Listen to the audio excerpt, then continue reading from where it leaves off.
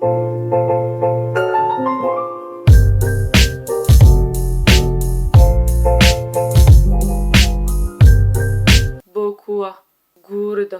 Bonsoir!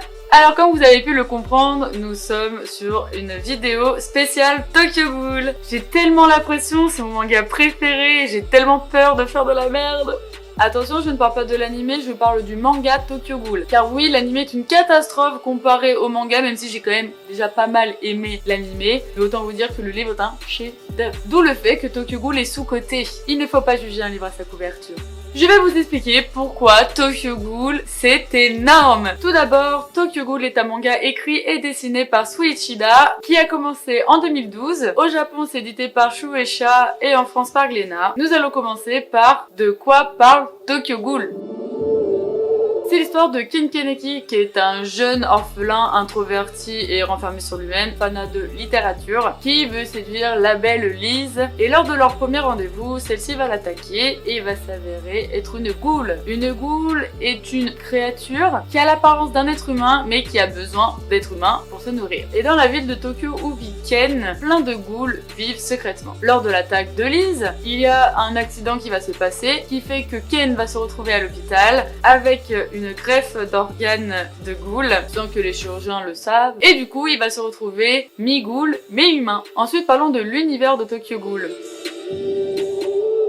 L'univers de Tokyo Ghoul est vraiment unique en son genre car il y a plusieurs genres mélangés que ce n'est pas commun que ces genres soient ensemble. Donc c'est du fantastique, psychologique, horreur. En plus de ça, c'est un univers qu'on pourrait dire perdu dans le temps, intemporel, où on ne saurait pas si ce manga se situe légèrement dans le futur, légèrement même dans le passé. Hein, ça pourrait avoir lieu il y a 10-20 ans et ça pourrait être là maintenant tout de suite aujourd'hui. En plus de cela, ce que j'aime énormément dans l'univers de Tokyo Ghoul, c'est que c'est un univers extrêmement sombre mais avec beaucoup de poésie. Donc déjà, waouh, quel univers! Ensuite, nous allons nous pencher sur les ghouls.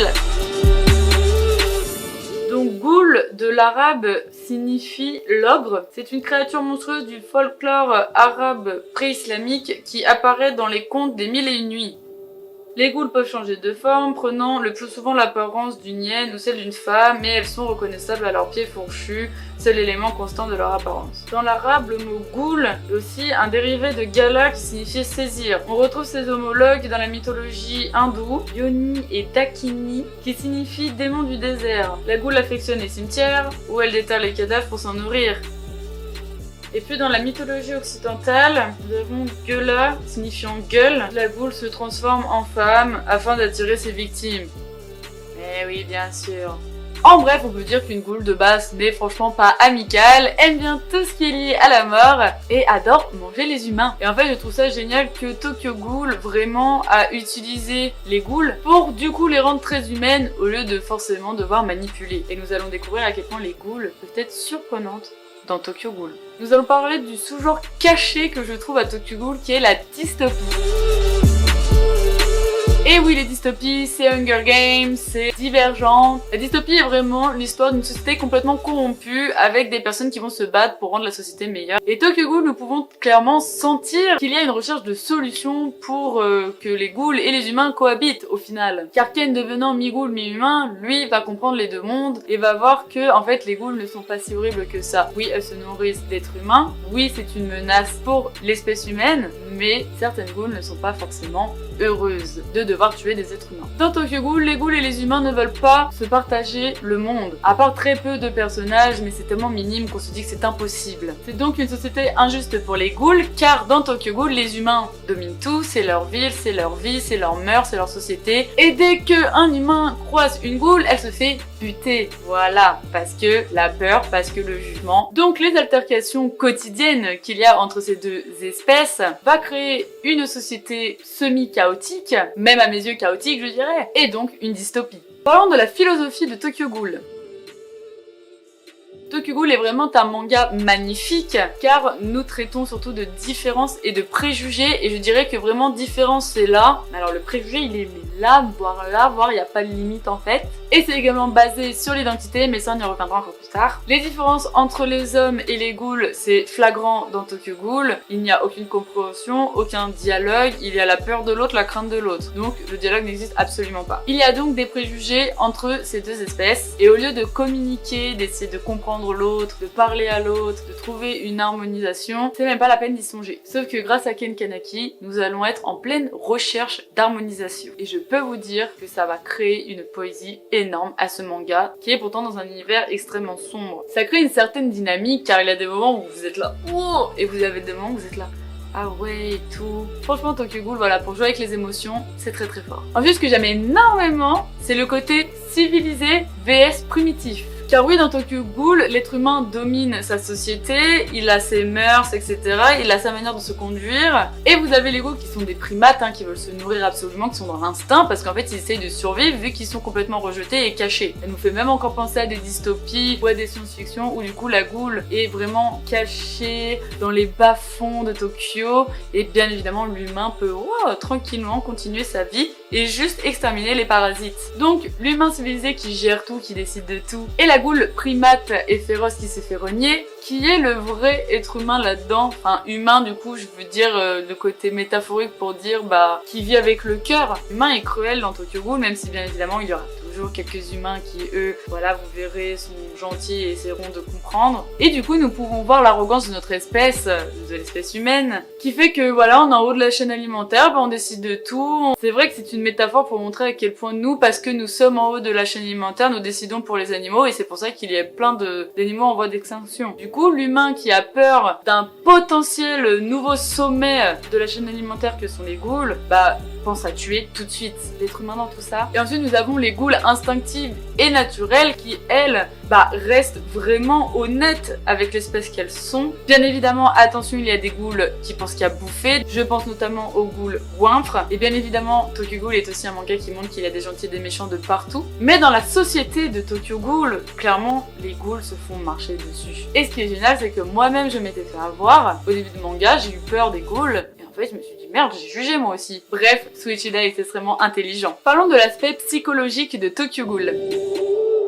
En fait, tous les persos peuvent activer des raisonnements psychologiques chez l'autre ou même chez nous lecteurs. Et c'est là où j'ai trouvé ça trop fort parce que au final il y a énormément de personnages, même un peu trop et peut-être un peu trop travaillés, qui fait que des fois on se perd dans le scénario, je l'avoue. Ça c'est vraiment un des seuls défauts de Tokyo Ghoul. Mais du coup en fait quand vous lisez Tokyo Ghoul, vous rencontrez énormément de personnes, du coup il n'y a jamais d'avis extrêmement tranché, c'est très compliqué parce qu'on comprend à quel point tout le monde est différent. Du coup en termes de raisonnement psychologique c'est extrêmement intéressant parce que Suichida s'est démené pour en avoir plusieurs types. Vous avez le raisonnement psychologique individuel, donc Ken Kaneki par exemple qui réfléchit énormément, qui recherche énormément son identité à travers des mondes différents auxquels il appartient. Vous avez des raisonnements psychologiques amicales, comme je vais pas vous spoiler, mais il y a un certain personnage qui décède et du coup il va provoquer un changement mais total chez un autre personnage. Un personnage qu'on détestait au début et qu'on kiffe à la fin. J'essaie de vous laisser deviner. Ensuite vous avez des raisonnements psychologiques familiaux. Par exemple Yoshimura qui montre qu'à travers le café antique il a voulu créer une famille, il faut pas forcément des liens de sang. Et également Inami et sa mère qui provoquent des changements mais complets chez chacun de nos personnages. Ensuite vous avez les raisonnements psychologiques par clan. Donc vous avez le clan Aogiri et par exemple les clowns en fait qui vous montrent que on peut avoir la même pensée psychologique dans un même groupe, même si c'est un peu sectaire, mais que voilà, des fois ça peut apporter du bon et du mauvais. Et puis là, alors le pire, sans trop spoil, au pire avance de 10 secondes, vous avez le raisonnement psychologique mondial. On le voit à la fin du manga. Donc du coup, entre tout ce qui est préjugés, différences, et là tous les raisonnements psychologiques qu'il puisse avoir, vu qu'il y a tellement de personnages, Ishida nous offre une ouverture psychologique de malade. Clairement, Tokyo Ghoul, j'ai l'impression que j'ai vécu dans cette ville avec ses ghouls et ses humains. Et j'imagine même pas le taf scénaristique et même le courage en termes de dessin à l'avance que s'est donné Suichida. Ensuite, nous allons parler de Ken Kaneki. Ken Kaneki, le personnage principal, est un héros influençable au début. Après, il évolue bien évidemment, mais on le voit qu'il est influençable pendant longtemps. Donc un héros influençable, c'est pas souvent. Ensuite, on aime énormément Ken Kaneki parce qu'il est doté d'une extrême gentillesse. Une extrême gentillesse qui, au début du manga, lui porte défaut, clairement. Donc vous avez encore, une fois de plus, un message, et ce n'est qu'un seul personnage. Vous avez un message à chacun des personnages. Où en fait, l'extrême gentillesse fait que vous êtes méchant avec vous-même. Je vous laisserai découvrir ça dans le manga une fois de plus. Ensuite, Ken Kaneki est un personnage qui a vécu abus sur abus, d'où le fait qu'au début il est extrêmement influençable, qui lui a créé des traumas énormes. Des traumas, ça met énormément de bâtons dans les roues, par contre ça peut apporter énormément de force également. Donc vous êtes vraiment dans une recherche constante d'identité de la part de Ken, à un point où c'est extrêmement métaphoré. Ensuite, vous avez l'évolution de Ken, qui est juste incroyable. Je ne veux absolument pas spoil, mais elle est juste et honnête. Tout est logique en fait dans l'évolution psychologique de Ken. Et ça vous montre surtout qu'on n'est pas obligé d'être un tyran pour faire de grandes choses. Et pour finir, parce que si je parle de Ken Kaneki, j'en ai pour 6 heures, ce qui est extrêmement fascinant chez Ken Kaneki, c'est qu'il recherche le meilleur des deux mondes dans lesquels il vit.